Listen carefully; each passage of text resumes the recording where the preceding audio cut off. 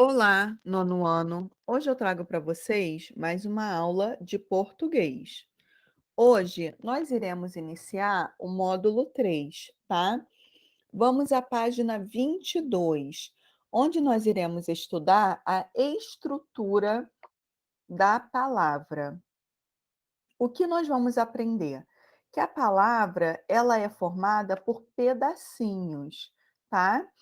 E cada pedacinho dessa palavra tem um nome, que nós iremos chamar de morfemas. Então vamos lá.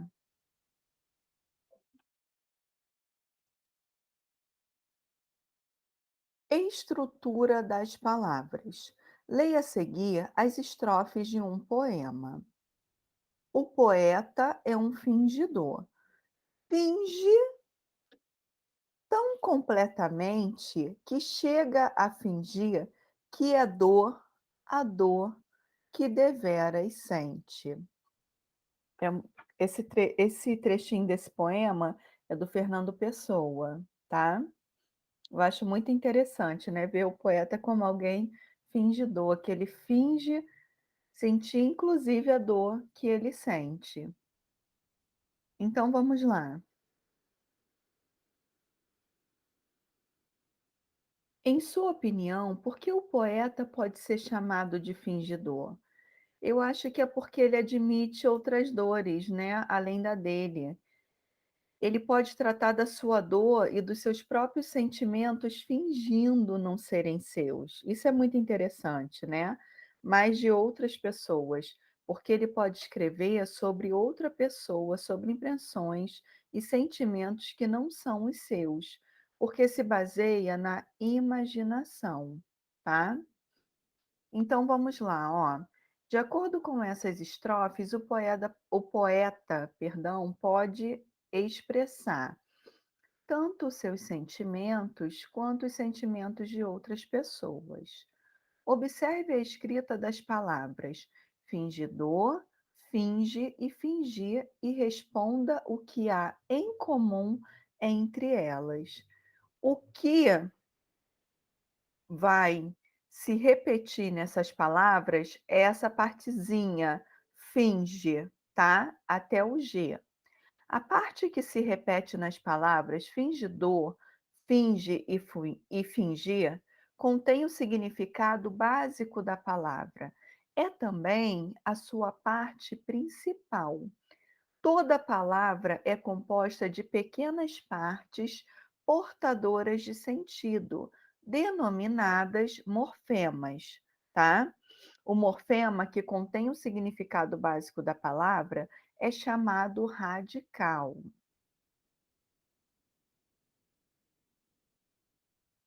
Prefixo e sufixo, a gente vai ver outro pedacinho, tá?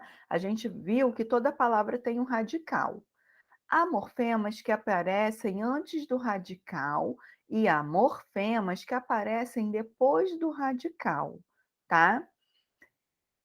Quando esse morfema ele aparece antes do radical da palavra, a gente chama de prefixo, tá? É o caso, eu tenho a palavra montar, coloco esse pedacinho re e formo uma nova palavra, remontar. Logo depois eu tenho montável. Eu coloquei o sufixo, esse finalzinho de palavra, tá? Depois do radical. Os morfemas que se juntam ao radical recebem o nome de afixos.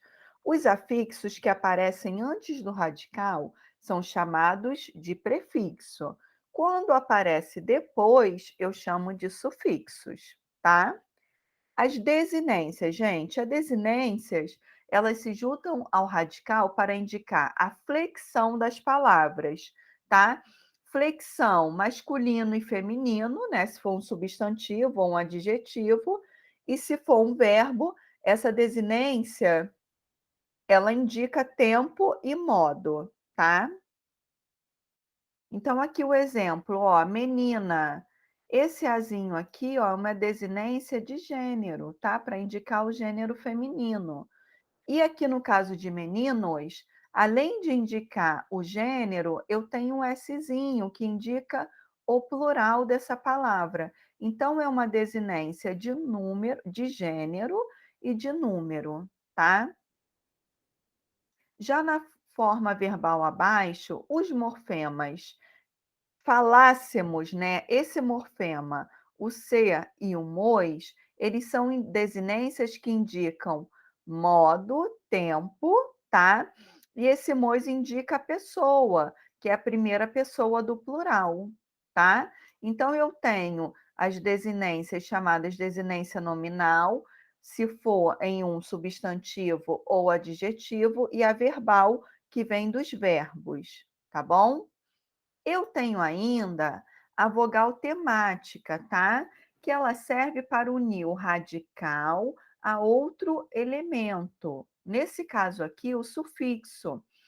Porque, ó, não teria como eu unir o radical montível, imagina, né? Então, eu usei essa consoante aqui para unir essa palavra.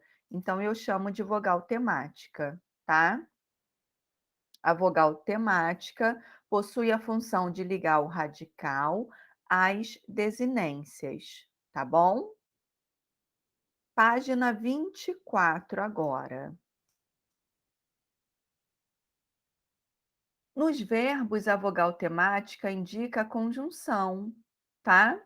A conjugação, se esse verbo é da primeira, da segunda ou da terceira pessoa. Vogal e consoante de ligação.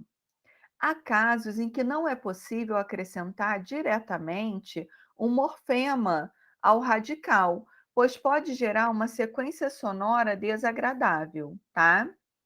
Desse modo, para facilitar a emissão das palavras, acrescenta-se entre os morfemas uma vogal ou consoante, chamado vogal ou consoante de ligação, tá?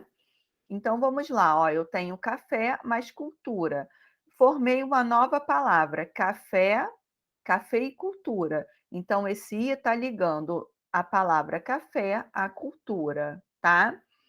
Eu tinha chá e o sufixo "eira", então eu coloquei o "l" e formei chaleira.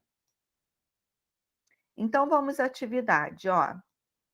Leia a tirinha a seguir e responda as questões. Eu cheguei agora neste mundo, não sei quem sou. Sou um careca despreparado.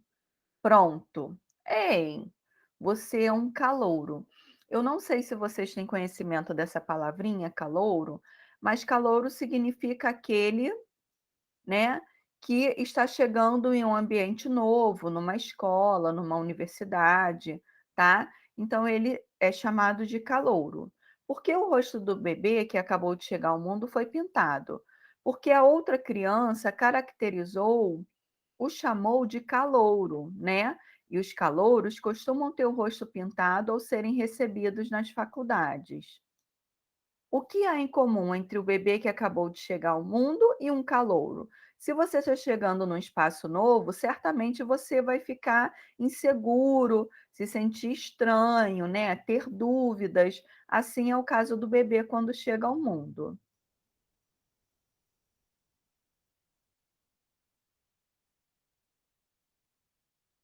Aqui, ó. Como é classificado um morfema? O que que é morfema mesmo? O pedacinho da palavra. Na palavra despreparado. Então vamos lá. Preparado já existia. Eu acrescentei esse pedacinho antes do radical. Então é o que eu chamo de prefixo, tá? Esse morfema altera o sentido da palavra? Sim, pois ela passa a ter o sentido contrário. Aquele que é preparado passa a ser despreparado, ou seja, não preparado, tá? Siga o exemplo e faça a separação mórfica das palavras a seguir, classificando os morfemas que compõem, tá? Então, ó, eu tenho a palavra sorveteiro, sorvete, né, e eiro. Então, sorvete é o radical e o eiro o sufixo. Invaloroso. Eu tenho valor, que é o radical, e esse sufixo "oso", tá, que tá no finalzinho. Aqui, ó, tá? Então eu vou deixar como sugestão de atividade o restante dessa página, tá? Da página 25. Agradeço pela atenção de vocês, até a próxima aula. Tchau, tchau.